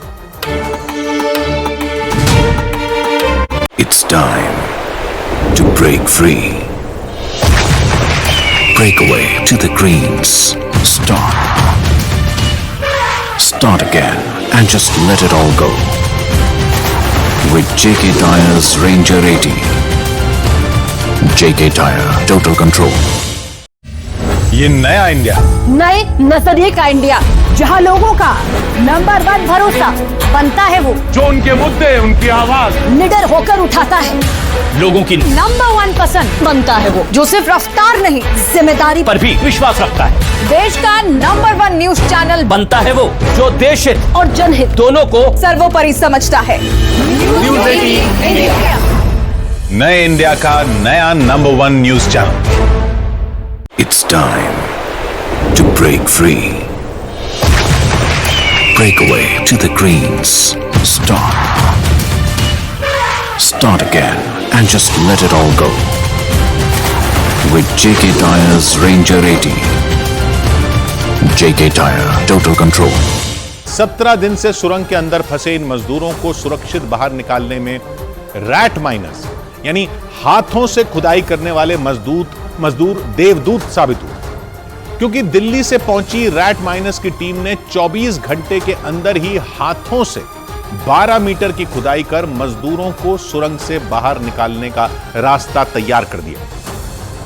यानी हाथों से संकरी जगहों में खुदाई करने में माहिर ये मजदूर इस रेस्क्यू ऑपरेशन के लिए वरदान साबित हुए।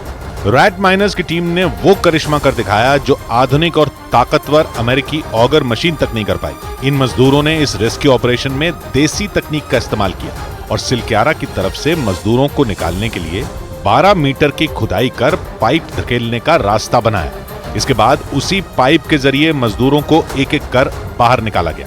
बड़ी बड़ी मशीनें फेल हो जाने के बाद हाथों से इन्होंने खुदाई की है और इन्होंने 41 जिंदगियां बचाई है। रैट माइनर्स यानी हाथों से खुदाई करने वाले इन मजदूरों के सामने 800 मिलीमीटर यानी 32 इंच चौड़े पाइप के अंदर ड्रिल करने की चुनौती थी। मतलब खुदाई का काम ऐसी जगह पर करना था जहां एक आदमी ठीक तरह से बैठ तक न पाए, लेकिन उसी पाइप में इन मजदूरों ने घुटनों के बल बैठकर और लेटकर ड्रिलिंग के काम को अंजाम दिया। और इन्हीं रैट माइनर्स की बदौलत उत्तराखंड के उत्तरकाशी में सबसे लंबे और सबसे मुश्किल रेस्क्यू ऑपरेशन को पूरा किया गया। रैट माइनर्स ऐसे मजदूर होते हैं जो छोटी छोटी सुरंगों में घुसकर या यूं कहें कि संकरी जगहों में जाकर हाथों से खुदाई करने का काम करते हैं। मतलब जहां आधुनिक और महंगी मशीनें घुटने टेक देती हैं, वहां ये मजदूर अपने हाथों से ही कमाल करने का हुनर रखते हैं। और इस देसी तकनीक में महारत रखने वाले लोगों के पास पहाड़ों को काटकर जमीन के अंदर जाने का अनुभव होता है। ये लोग बखूबी जानते हैं कि पहाड़ों और चट्टानों की बनावट को कैसे भेदना है। असल में मेघालय और झारखंड की कोयला खदानों में छोटे छोटे छेद के जरिए अवैध तरीके से खुदाई की जाती थी। ऐसा इसलिए क्योंकि वहां कोयले की परत 3 से 4 फीट यानी बेहद पतली होती है। कोयला निकालने वाले मजदूर सीधे कोयले की परत तक जाने के लिए छोटे छोटे छेद बनाते हैं। ये छेद इतने छोटे होते हैं कि इनमें सीधे बैठा भी नहीं जा सकता, इसीलिए इनमें घुटनों के बल रेंगते हुए पहुंचकर कोयला निकाला जाता था। खुदाई की ये प्रक्रिया चूहे के बिल खोदने जैसी है, इसी वजह से इन्हें रैट होल माइनर्स कहते हैं। मतलब कोयले की खदानों में रैट माइनर्स बिल्कुल वैसे ही खुदाई करते थे जैसे चूहे जमीन में अपना बिल बनाते हैं। इस देसी तकनीक में खुदाई के लिए हाथों से चलने वाली छोटी ड्रिलिंग मशीन और कुदाल का इस्तेमाल होता है और हाथों से ही मलबे को बाहर निकाला जाता है। और इसी देसी तकनीक का इस्तेमाल कर दिल्ली से आए रैट माइनर्स यानी हाथों से खुदाई करने वाले मजदूरों ने सिलक्यारा की तरफ से सुरंग में घुसने का रास्ता तैयार किया था। 32 इंच चौड़े पाइप में जाकर खुदाई करने के लिए इन मजदूरों ने पूरी ताकत के साथ अपना पूरा अनुभव भी झोंक दिया। लेकिन ऐसा नहीं है कि सिलक्यारा पहुंचने के फौरन बाद रैट माइनर्स की टीम ड्रिलिंग में जुट गई थी, बल्कि खुदाई का काम शुरू करने से पहले उन्होंने बाकायदा पूरी प्लानिंग की। मतलब किस तरह से 32 इंच चौड़े पाइप के अंदर जाना है और वहां खुदाई करनी है, क्योंकि मलबे में 47 मीटर की खुदाई का काम पूरा हो चुका था। सिर्फ 10 से 12 मीटर की खुदाई बची थी, जिसके लिए दिल्ली से आए रैट माइनर्स की 12 लोगों की टीम ने 4 ग्रुप बनाए। मतलब हर ग्रुप में 3 मजदूर थे जो बारी बारी से टनल में जाकर ड्रिलिंग का काम करते थे। इन 3 लोगों में पहला मजदूर लेटकर या फिर घुटनों के बल बैठकर पाइप के अंदर मलबे की खुदाई करता था, जबकि दूसरा मजदूर ठीक उसके पीछे लेटा रहता था, जो मलबे को एक ट्रॉली में भरने का काम करता था। बाद में मलबे से भरी उस ट्रॉली को पाइप के अंदर मौजूद तीसरा मजदूर रस्सी से जोड़ता था। वो ट्रॉली रस्सी के सहारे टनल के ठीक बाहर एक पाइप से बंधी थी, ताकि बाहर बैठे दूसरे मजदूर उस ट्रॉली को आसानी से खींच सकें। और हुआ भी सब कुछ प्लान के मुताबिक। रैट माइनर्स की टीम बारी बारी से अंदर जाकर बिना रुके खुदाई का काम करती थी। नतीजा यह हुआ कि 24 घंटे के अंदर ही 12 मीटर की ड्रिलिंग पूरी कर ली गई। इसके बाद पाइप की सुरंग से एनडीआरएफ की एक टीम फौरन मजदूरों तक पहुंच गई। और फिर बिना वक्त गंवाए एक एक करके 17 दिन से सुरंग में फंसे 41 मजदूरों को निकालने का काम शुरू किया गया। मजदूरों को निकालने के लिए एनडीआरएफ की टीम सुरंग में पहिए लगे स्ट्रेचर के साथ पहुंची थी, क्योंकि रेस्क्यू टीम ये नहीं चाहती थी कि इतने दिनों से टनल में फंसे मजदूर रेंगते हुए 32 इंच चौड़े पाइप से।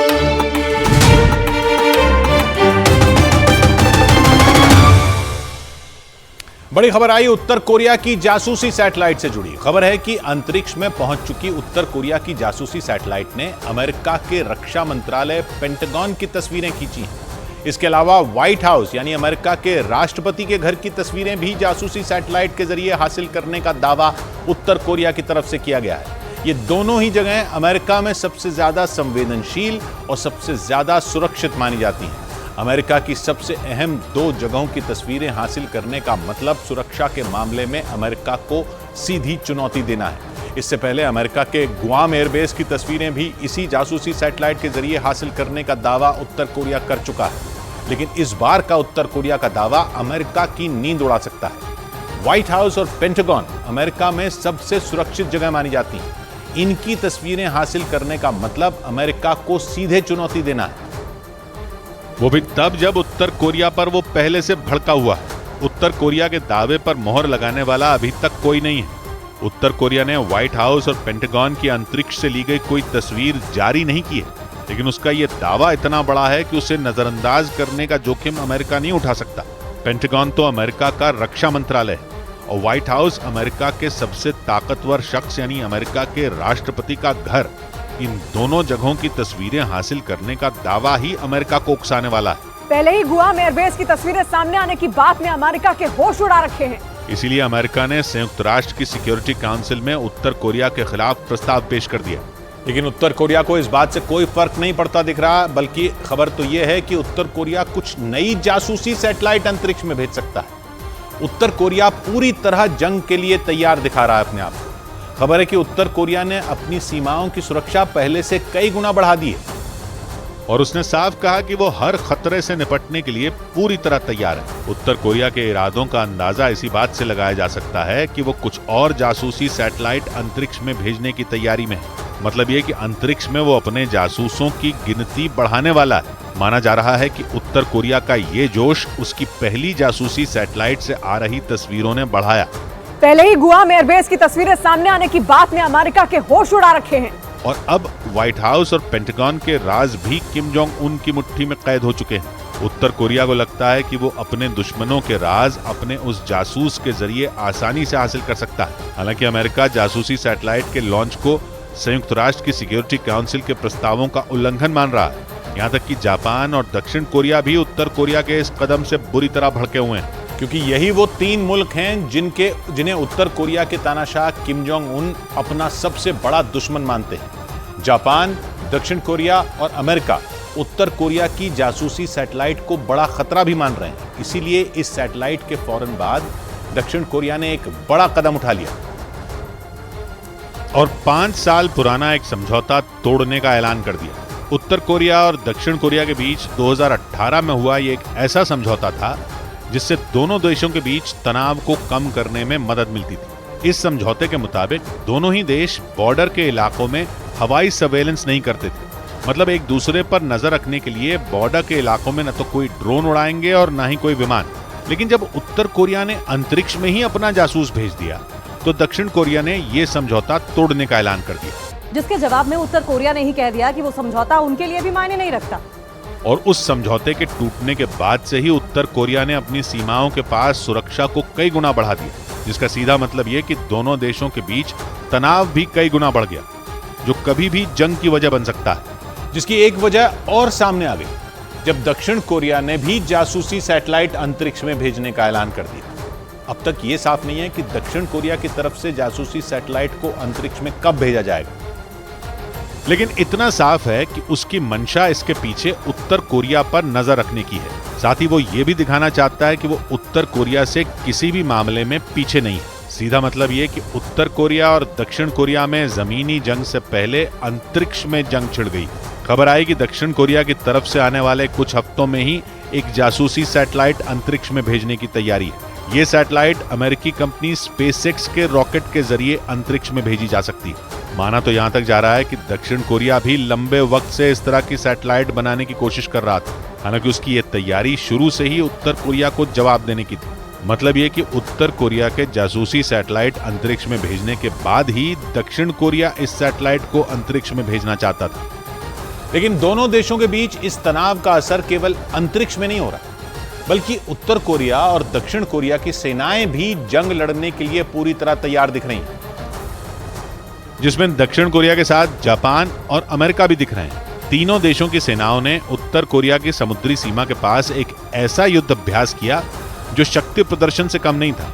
अमेरिकी नौसेना के सबसे ताकतवर जहाजों का बेड़ा इस अभ्यास में उतार दिया गया। जापान ने भी इस अभ्यास में अपनी पूरी ताकत झोंक दी।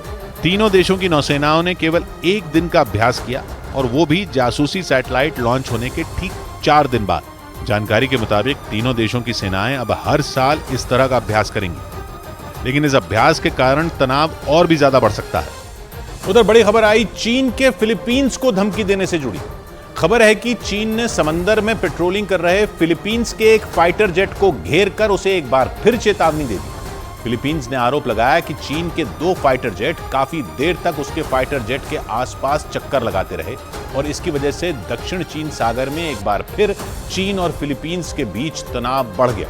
फिलीपींस का आरोप है कि चीन के फाइटर जेट ने समंदर के ऊपर निगरानी कर रहे उसके विमान को घेर लिया, जिसके बाद चीन और फिलीपींस में एक बार फिर तनाव बढ़ गया। इसका एक वीडियो भी सामने आया जिसमें चीन के 2 फाइटर जेट समंदर के ऊपर गश्त लगा रहे फिलीपींस के फाइटर जेट को घेरते दिखे। फिलीपींस का दावा है कि दक्षिण चीन सागर में चल रही उसकी पेट्रोलिंग के दौरान चीन के फाइटर जेट काफी देर तक उसके फाइटर जेट के आसपास चक्कर लगाते रहे। लेकिन इसके बावजूद फिलीपींस ने अपनी पेट्रोलिंग पूरी करने का दावा किया।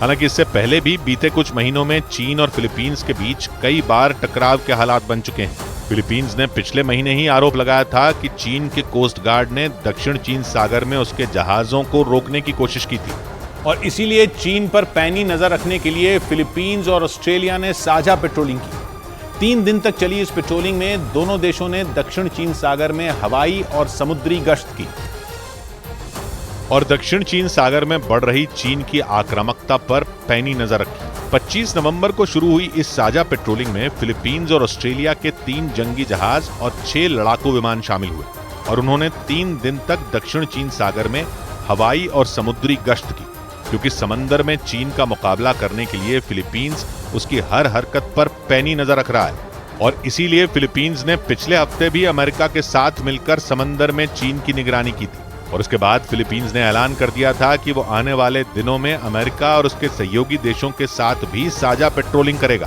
क्योंकि वो चीन की हर हरकत का मुंह तोड़ जवाब देना चाहता है। फिलीपींस और चीन में लंबे वक्त से दक्षिण चीन सागर को लेकर विवाद चल रहा है, क्योंकि चीन दक्षिण चीन सागर को अपनी जागीर समझता है, और इसीलिए वो वहां से गुजरने वाले जहाजों को रोकने की कोशिश करता है। फिलीपींस ने पिछले महीने ही आरोप लगाया था कि चीन के कोस्ट गार्ड के एक जहाज ने उसकी एक सप्लाई बोट को जानबूझकर टक्कर मार दी थी, और उसके बाद दक्षिण चीन सागर में दोनों देशों के बीच तलखी बढ़ गई थी। और इससे पहले जुलाई महीने में भी चीन के कोस्ट गार्ड पर फिलीपींस के जहाज पर पानी की बौछार करने का आरोप लगा था, और उसके कुछ दिन बाद चीन ने बैरियर लगाकर फिलीपींस के मछुआरों को दक्षिण चीन सागर में घुसने से रोकने की कोशिश की थी, जिसके बाद फिलीपींस ने चीन को मुंहतोड़ जवाब देते हुए उस बैरियर को ही काट दिया था, और यह साफ कर दिया था कि अगर चीन उसे आंख दिखाएगा तो फिलीपींस भी उसे जवाब देने से पीछे नहीं हटेगा। और इसीलिए फिलीपींस ने ऑस्ट्रेलिया के साथ मिलकर दक्षिण चीन सागर में चीन की निगरानी की, लेकिन दोनों देशों की इस जॉइंट पेट्रोलिंग से चीन बुरी तरह भड़क गया, और उसने ऑस्ट्रेलिया को चेतावनी दे दी कि अगर उसकी सेना ने समंदर में चीन को आंख दिखाने की कोशिश की तो उसे इसके गंभीर परिणाम भुगतने होंगे। इसके साथ ही चीन ने दक्षिण चीन सागर में ऑस्ट्रेलिया के दखल पर भी जवाब मांगा। ऑस्ट्रेलिया के पीएम ने पिछले हफ्ते चीन पर आरोप लगाया था कि उसके एक युद्धपोत ने जापान की समुद्री सीमा में ऑस्ट्रेलिया के जहाज पर हमला कर दिया था, जिसमें एक नौसैनिक भी घायल हो गया था, और दावा किया जा रहा है कि चीन ने ऑस्ट्रेलिया के जिस जहाज पर हमला किया था वही जहाज फिलीपींस के साथ हुई साझा पेट्रोलिंग में शामिल हो गया, जिसके बाद चीन बुरी तरह बौखला गया और उसने ऑस्ट्रेलिया को चेतावनी दे दी। बड़ी खबर आई आतंकी अर्शदीप डल्ला की साजिश से जुड़ी। दिल्ली पुलिस ने आतंकी अर्शदीप डल्ला की बड़ी साजिश का पर्दाफाश कर दिया। आरोप है कि कनाडा में बैठे अर्शदीप डल्ला ने अपने शूटरों के जरिए दिल्ली एनसीआर को दहलाने के लिए बड़े हमले का प्लान बनाया था। इसके लिए उसने अपने गुर्गों को दिल्ली भेज भी दिया था, लेकिन दिल्ली पुलिस ने वक्त रहते उसके 5 गुर्गों को गिरफ्तार कर लिया। डल्ला के सभी गुर्गों को एक पंजाबी गायक और एक गैंगस्टर की हत्या का काम सौंपा गया था, लेकिन इससे पहले कि वो कामयाब हो पाते दिल्ली पुलिस ने सभी को पकड़ लिया। आरोप है कि कनाडा में बैठा अर्शदीप डल्ला ने अपने शूटरों के जरिए दिल्ली एनसीआर को दहलाने के लिए बड़े हमले का प्लान बनाया था और भीषण हमलों को अंजाम देने के लिए आतंकी अर्शदीप डल्ला के शूटर दिल्ली एनसीआर में अपना ठिकाना बनाए हुए थे। असल में पुलिस को जानकारी मिली थी कि अर्शदीप डल्ला के कुछ शूटर दिल्ली में हमले की साजिश रच रहे हैं, जिसके लिए बड़े पैमाने पर अवैध हथियार भी जमा किए गए थे। इसलिए पुलिस ने अर्शदीप डल्ला के प्लान को नाकाम करने के लिए अपना जाल बिछाया और उसके 2 शूटरों को मुठभेड़ के दौरान गिरफ्तार कर लिया। पकड़े गए दोनों शूटरों के नाम राजप्रीत सिंह और वीरेंद्र सिंह बताए गए। आरोप है कि दोनों एक मामले में पैरोल खत्म होने के बाद पंजाब की जेल से फरार थे और दावा है कि जेल से बाहर रहकर अर्शदीप डल्ला के इशारे पर खौफनाक वारदात को अंजाम देने की फिराक में थे, क्योंकि दोनों शूटरों के पास से पुलिस ने बड़े पैमाने पर खतरनाक हथियार और कारतूस भी जब्त किए, जिनकी मदद से उन्होंने मुठभेड़ के दौरान पुलिस के जवानों पर फायरिंग की थी।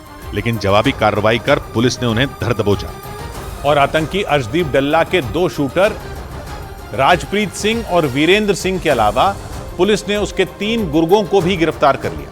खबर है कि पकड़े गए उन 3 गुर्गों की मदद से ही दिल्ली में हमले की प्लानिंग की जा रही थी, क्योंकि आतंकी अर्शदीप डल्ला के शूटर राजप्रीत सिंह और वीरेंद्र सिंह से पुलिस ने कड़ी पूछताछ की, जिसके बाद पुलिस ने दिल्ली और वहां से नजदीक नोएडा के कई इलाकों में छापेमारी की। इस दौरान सचिन भाटी नाम के एक आदमी को गिरफ्तार किया गया। आशंका जताई गई कि सचिन भाटी अर्शदीप डल्ला के शूटरों को हथियार मुहैया करा रहा था। इसके अलावा अर्पित धनखड़ और सुशील प्रधान नाम के आदमियों को भी पुलिस ने गिरफ्तार कर लिया। आरोप है कि तीनों गुर्गे मिलकर अर्शदीप डल्ला के फरार शूटरों को हथियारों की मदद भेज रहे थे। इतना ही नहीं, पुलिस ने शक जताया कि दोनों शूटरों और 3 गुर्गों के अलावा भी कई लोग इस प्लान में शामिल हो सकते हैं, जिन्हें पुलिस तलाश कर रही है, क्योंकि आतंकी अर्शदीप डल्ला ने अपने दोनों शूटरों को पंजाबी गायक एली मंगत और कुख्यात गैंगस्टर नवदीप चट्टा की हत्या करने की जिम्मेदारी सौंपी थी, जिसे दिल्ली पुलिस ने नाकाम कर दिया। असल में पिछले महीने ही शूटर राजप्रीत सिंह और वीरेंद्र सिंह ने पंजाब के बठिंडा में एली मंगत पर हमले की कोशिश की थी, लेकिन आतंकी अर्शदीप डल्ला के दोनों शूटरों को कामयाबी नहीं मिल पाई थी। इसलिए पंजाबी गायक एली मंगत की हत्या करने के लिए उन्होंने फिर प्लान बनाया था। इतना ही नहीं, पिछले महीने एली मंगत के साथ गैंगस्टर नवदीप चट्टा की भी हत्या करने का प्लान था। दावा किया गया कि पंजाब की मुक्तसर साहिब कोर्ट में पेशी के दौरान शूटर गैंगस्टर नवदीप चट्टा पर हमला करने वाले थे, लेकिन इसमें भी शूटरों को सफलता नहीं मिल पाई थी। इसीलिए अर्शदीप डल्ला ने अपने दुश्मन नवदीप चट्टा को जेल में ही मार देने का प्लान बना लिया था। और दावा किया जा रहा है कि गायक एली मंगत और गैंगस्टर नवदीप चट्टा के अलावा भी अर्शदीप डल्ला ने कई लोगों की हत्या की योजना बनाई थी, क्योंकि अर्शदीप डल्ला खालिस्तान टाइगर फोर्स नाम के संगठन से जुड़ा है और वो कनाडा में बैठकर ही भारत में अपने दुश्मनों की हत्या करने की प्लानिंग करता रहता है। खबर है कि इसके लिए वो अपने करीबी शूटरों को जिम्मेदारी सौंप रहा है और अर्शदीप डल्ला के शूटर देश में दहशत फैलाने का काम कर रहे हैं, क्योंकि अर्शदीप डल्ला साल 2020 में पंजाब के मोगा से फरार होकर कनाडा चला गया था और उस पर हत्या को अंजाम देने और आतंकियों को फंडिंग करने के आरोप, उस पर ड्रग्स और हथियारों की तस्करी करने के भी आरोप लगे। असल में अर्श डल्ला एनआईए की हिट लिस्ट में शामिल गैंगस्टर। एनआईए ने देश के कुछ खतरनाक गैंगस्टर और आतंकियों की लिस्ट बनाई है, जो विदेशों में रहकर भारत में आतंकी गतिविधियों को अंजाम दे रहे हैं। और इस लिस्ट में अर्शदीप डल्ला का नाम भी शामिल है। उसे यूएपीए के तहत सरकार आतंकी घोषित कर चुकी है। इतना ही नहीं, अर्श डल्ला के खिलाफ रेड कॉर्नर नोटिस भी जारी है। दावा है कि उसने कनाडा में रहकर अपना गैंग तैयार किया। इसके साथ ही कट्टरपंथी संगठन खालिस्तान टाइगर फोर्स और इंटरनेशनल सिख यूथ फेडरेशन से भी उसके जुड़े होने का दावा किया गया। इधर भारतीय शेयर बाजार में तेजी का सिलसिला जारी रहा, जिससे सेंसेक्स 727 अंक चढ़कर बंद हुआ। बाजार में तेजी की वजह से निफ्टी 20,000 के स्तर के पार पहुंच गया।